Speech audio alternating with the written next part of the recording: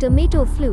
पूरी दुनिया में अभी कोरोना वायरस का असर खत्म भी नहीं हुआ है कि लोगों को एक नई बीमारी का डर सता रहा है। टोमेटो फ्लू नाम की इस बीमारी ने लोगों की नींद उड़ा रखी है। लेकिन क्या इस बीमारी की शुरुआत भारत में हुई है? ऐसा इसलिए क्योंकि 17 अगस्त को लैंसेट जर्नल में प्रकाशित एक आर्टिकल में भारत में एक नई बीमारी सामने आई है, टोमेटो फ्लू।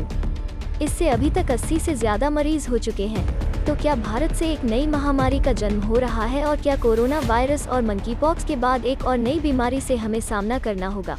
इसके लिए सबसे पहले ये समझना होगा कि ये टोमेटो फ्लू क्या है और कहां से आया है। क्या है टोमेटो फ्लू?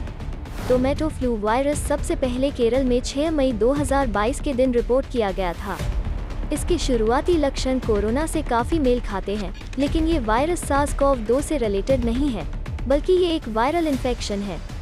टोमेटो फ्लू बच्चों में चिकनगुनिया और डेंगू जैसे फीवर के बाद डेवलप हो सकता है। इस बीमारी में शरीर पर लाल रंग के चिकते बन जाते हैं, जो कि काफी दर्दनाक भी होते हैं।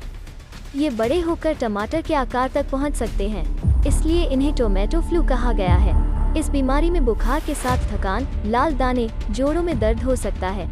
कैसे ठीक है टोमेटो फ्लू? मधुकर रेनबो अस्पताल के डॉक्टर पवन कुमार ने बताया कि मंकीपॉक्स बीमारी से टोमेटो फ्लू काफी अलग है और कम खतरनाक भी है।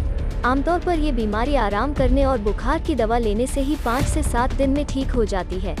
ये एक बच्चे से दूसरे बच्चे में फैल सकती है, लेकिन इसके बच्चों से बड़ों में फैलने की आशंका कम ही रहती है। हालांकि कई एक्सपर्ट्स के मुताबिक ये कोई नई बीमारी नहीं है, बस इसे टोमेटो फ्लू का नया नाम दे दिया गया है।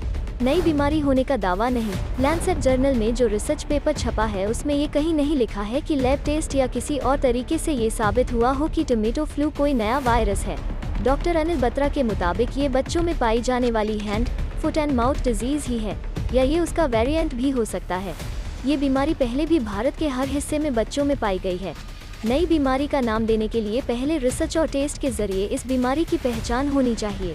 जर्नल की रिपोर्ट के मुताबिक टोमेटो फ्लू का पहला मामला 6 मई को केरल के कोलम में मिला और 3 महीने में इस बीमारी ने 82 बच्चों को अपनी चपेट में लिया है। केरल के अलावा तमिलनाडु, कर्नाटक और ओडिशा में भी इस बीमारी के शिकार बच्चे मिले हैं। कैसे होगा बचाव? टोमेटो फ्लू बीमारी कोरोना वायरस की तरह तेजी से नहीं फैलती और न ही मंकीपॉक्स की तरह जानलेवा साबित होती है।